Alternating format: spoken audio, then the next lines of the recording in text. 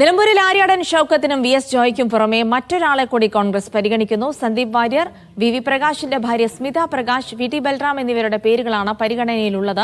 BJP മത്സരിക്കാത്ത സാഹചര്യം പരിഗണിക്കണമെന്നാണ് ചില നേതാക്കളുടെ നിർദ്ദേശം. ആര്യാടൻ ഷൗക്കത്തിനെ സ്ഥാനാർത്ഥിയാക്കാനുള്ള നീക്കത്തിൽ പി.വി. അൻവർ ഇടഞ്ഞതാണ് കോൺഗ്രസിനെ പ്രതിസന്ധിയിലാക്കിയത്. ആര്യാടനെ സ്ഥാനാർത്ഥിയാക്കാൻ നടത്തുന്നത് അന്തം കെട്ട നീക്കമാണെന്നും വേണ്ടിവന്നാൽ മത്സരിക്കുമെന്നും അൻവർ സൂചന നൽകി. തന്നെ പരിഗണിക്കാത്തതിൽ ഡി.സി.സി പ്രസിഡന്റ് വി.എസ്. ജോയ്ക്കും നേതൃത്വത്തെ അതൃപ്തി അറിയിച്ചു. തർക്കങ്ങൾക്കിടെ ഫേസ്ബുക്ക് പോസ്റ്റുമായി 2021 സ്ഥാനാർത്ഥി വി പ്രകാശിന്റെ കുടുംബവും രംഗത്ത് വന്നു.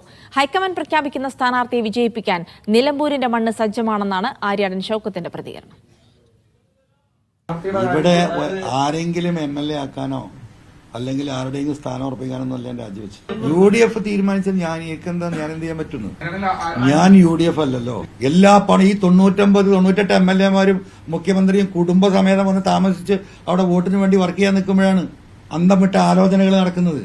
ഇവിടെ UDF-മായി സഹകരിക്കാൻ അൻവർ തയ്യാറാണ്. അൻവറിന്റെ ഭാഗത്ത് നിന്ന് UDF-നോട് ഒരുമിച്ച് മുന്നോട്ട് പോകാനുള്ള ഒരു സാഹചര്യം ഉണ്ട്. സ്വാഭാവികമായിട്ടും അത് ഒരുമിച്ച് മുന്നോട്ട് പോകും UDF-ന്റെ പ്രവർത്തനങ്ങളുമായിട്ട് എന്നാണ് ഞാൻ മനസ്സിലാക്കുന്നത്.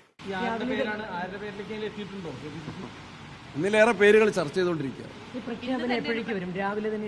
രാവിലെ അല്ല, ഇന്ന് തന്നെ ഉണ്ടാകാനാണ് സാധ്യത. നിലമ്പൂരിലെ സ്ഥാനാർത്ഥി ഒരു ആശങ്കയും വേണ്ട. അത് ഏറ്റവും ആദ്യം കോൺഗ്രസിന്റെ സ്ഥാനാർത്ഥി വരും. അവിടെ മനസ്സിലായില്ലേ? UDF-ന്റെ സ്ഥാനാർത്ഥി വരും. അപ്പോൾ CPM അവർക്ക് സ്ഥാനാർത്ഥിയെ നിശ്ചയിക്കാനുള്ള ഭയപ്പാട് ഇപ്പോൾ നിലനിൽക്കുന്നു എന്നുള്ളത് ഒരു സത്യാവസ്ഥയാണ്. അതാണ് ഇപ്പോൾ UDF സ്ഥാനാർത്ഥിയെ നിശ്ചയിക്കട്ടെ, അതിനുശേഷം ഞങ്ങൾ ആലോചിക്കാം, ഞങ്ങൾ ചിന്തിക്കാം എന്നൊക്കെ പറഞ്ഞ് രക്ഷപ്പെട്ടു പോകുന്നു.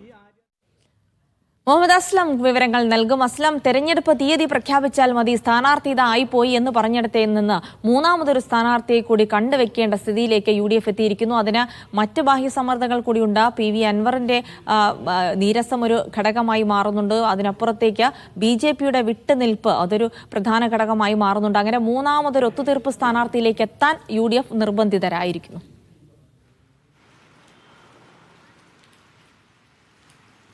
ജിൽസി മൂന്നാമത് തന്നെ എത്തുമെന്ന് ഉറപ്പൊന്നുമില്ല. അതേസമയം മറ്റു പേരുകൾ നേരത്തെ ആദ്യഘട്ടത്തിൽ ആര്യാടൻ ഷൗക്കത്ത് ഏറെക്കുറെ മുൻതൂക്കത്തിലെത്തിയിരുന്നു. അതോടൊപ്പം തന്നെ വി.എസ്. ജോയുടെ പേരും പരിഗണിച്ചിരുന്നു. ഈ രണ്ട് പേരിന് അപ്പുറത്തേക്ക് പുതിയ പേരുകളിലേക്ക് പോയി എന്നുള്ളതാണ് ഇന്നത്തെ ഏറ്റവും പുതിയ സംഭവ വികാസം. അതിലാണ് നേരത്തെ പറഞ്ഞതുപോലെ വി ബൽറാമിൻ്റെയും വി പ്രകാശിൻ്റെ ഭാര്യ സ്മിത പ്രകാശിൻ്റെയും പിന്നെ സന്ദീപ് വാര്യരുടെയും പേരുകൾ കൂടി ചർച്ചയ്ക്ക് വന്നില്ല. ഏറ്റവും പ്രധാനപ്പെട്ട ഘടകം പുതിയ സാഹചര്യം എന്ന് പറയുന്നത് പി.വി. അൻവർ ഉയർത്തിയ എതിർപ്പിനേക്കാൾ അതൃപ്തിയേക്കാൾ ഏറ്റവും പ്രധാനമെന്ന് പറയുന്നത് അത് പി.വി. അൻവർ കൂടി ഉയർത്തിയ ഒരു സാഹചര്യമുണ്ട്. അത് BJP മത്സരിക്കാത്തൊരു സാഹചര്യമാണ്.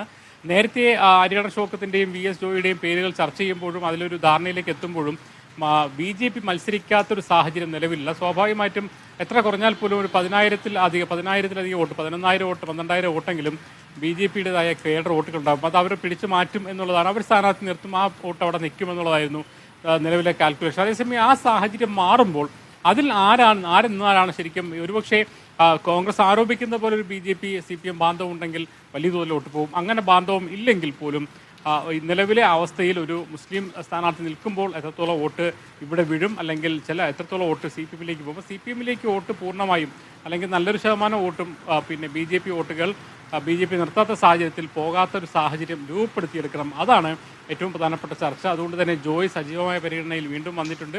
അതോടൊപ്പം തന്നെ സന്ദീപ് വാര്യർ സമീപ ജില്ലക്കാരനാണ്. അതോടൊപ്പം തന്നെ എല്ലാ വിഭാഗങ്ങളിലും വോട്ട് സ്വീകരിക്കാൻ കഴിയും. ഒരു നെഗറ്റീവ് ഫാക്ടേഴ്സ് ഉണ്ട്. കാരണം സന്ദീപ് വരുന്നതോടുകൂടി BJP-ക്ക് സന്ദീപിനെ തോൽപ്പിക്കലൊരു ഒരു കൃത്യമായ ഒരു തീരുമാനമായി വരികയും ആ അർത്ഥത്തിൽ LDF പക്ഷത്തിലേക്ക് വോട്ടുകൾ പോകും എന്ന ചർച്ചകളും അതിൻ്റെ കൂടെ തന്നെ വരുന്നുണ്ട്. അപ്പോൾ സന്ദീപ് വാര്യരുടെ പേര് പരിഗണനയിലുണ്ട്. കാരണം കുറച്ചെങ്കിലും ഹിന്ദു വോട്ടുകൾ പിടിച്ചു നിർത്താൻ കഴിയുന്ന ഒരാൾ നിറത്തിൽ മാത്രമല്ല ക്രൈസ്തവ വോട്ട് ഒഴുകിപ്പോയുള്ള സാധ്യതയും കുറവ് എന്നുള്ള രീതിയിൽ വി ബൽറാം എന്ന് പറയുന്ന അവിടെ തന്നെ ഏറ്റവും പ്രധാനപ്പെട്ട ഒരു യുവ നേതാവിൻ്റെ പേരും സജീവമായി തന്നെ പരിഗണനയിൽ വരുന്നുണ്ട്.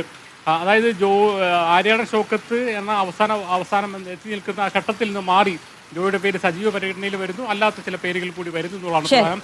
നമ്മൾ ഏറ്റവും പ്രധാനപ്പെട്ട കാര്യം എന്ന് പറയുന്നത് 24 മണിക്കൂറിനകം സ്ഥാനാർത്ഥിയെ പ്രഖ്യാപിക്കും എന്നിടത്തുനിന്ന് കോൺഗ്രസിന് പോകേണ്ടി വന്നു. ഒരുപക്ഷെ ഇന്ന് സ്ഥാനാർത്ഥി പ്രഖ്യാപനം ഉണ്ടായിക്കില്ല എന്ന സൂചനകൾ വരുന്നുണ്ട്. ഒരുപക്ഷെ നാളെ കുറച്ചുകൂടി വിശദമായ ചർച്ചകൾക്ക് ശേഷം നാളെ പ്രഖ്യാപിക്കാവുന്ന ആലോചനകൾ കൂടി നടക്കുന്നുണ്ട്. എന്തായാലും സമയത്തിനകം തന്നെ അത് സംബന്ധിച്ചുള്ള വിശദാംശങ്ങൾ ലഭിക്കും. എന്തായാലും വളരെ തിരക്കിട്ട കൂടിയാലോചനകളും ആശയവിനിമയങ്ങളും നടക്കുകയാണ് കോൺഗ്രസ്.